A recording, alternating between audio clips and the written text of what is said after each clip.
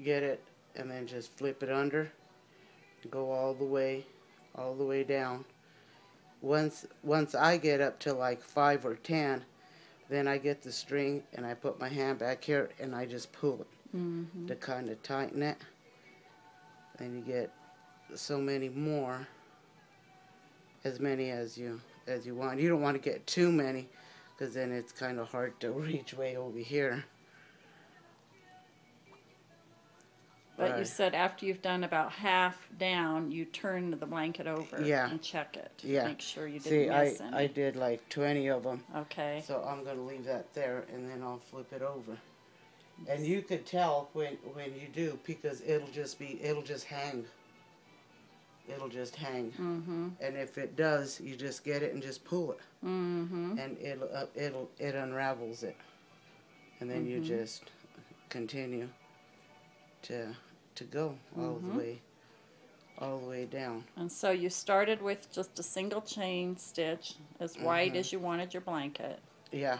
And then you came back and did 10 doubles.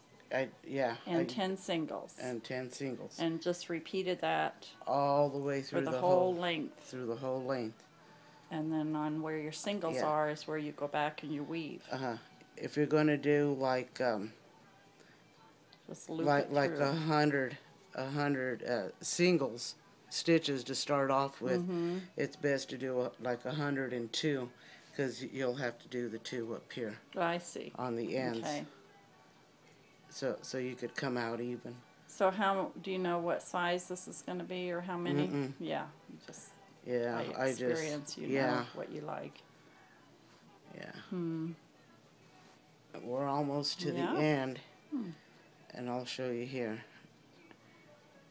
how to tie it.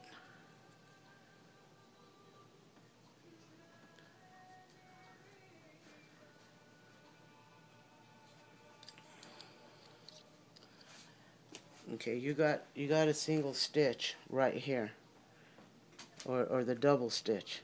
Get it through there, then you put it through your loop. Oh, the one next over there. The one that you just did it, and then you put it on the second loop.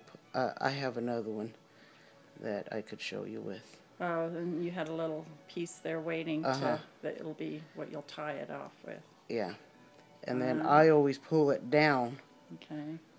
So you have it kind of like that little loop, and then I just tie it down. Then I wrap it again, and you could tie it down as many times as you want. I usually do 3.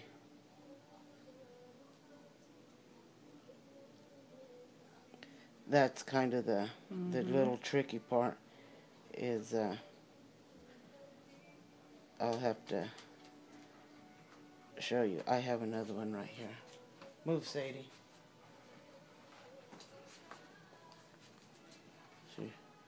See, you finished, so here's your loop. On the first stitch that you did, the first loops, the first double. Oh, okay. You get it through that double. Then you put it through the loop that you just did, and then you go on the other side and you put it through the double. And then you just pull it through. Pull it through all 3 of them. And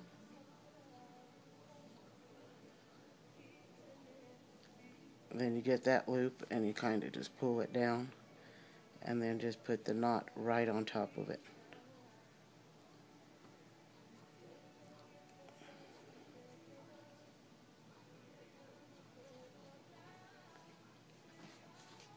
And then you come up here to the top where you started,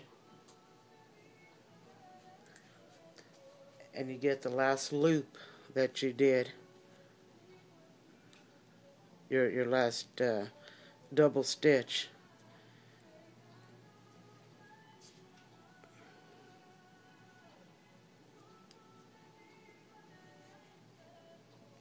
So you're doing the same thing, and basically. you just do the same thing, except you don't have anything to pull. I see. Some people do, I don't. But some people do. And some, I mean, I just don't do it.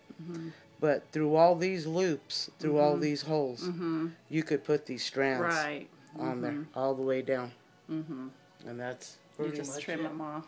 And then you could trim them off, or you could leave it and wash it, and then they'll get like all raveled. And some people do it. I don't. Fringe. Yeah. And then when you're all done doing this, the whole, I mean, this is the biggest part of your afghan. But when you're all done doing this, then you get whatever color you want. I'm going to put this white on the edge right here. I started, what you did right here, the double, that's what you'll put right here. Oh. On the edge. I see. Some people put 1, I put 2. To kind of make it a little stronger. And that's it. Nice. Is there a name for it? I just call it the weave. Because that's what we normally do.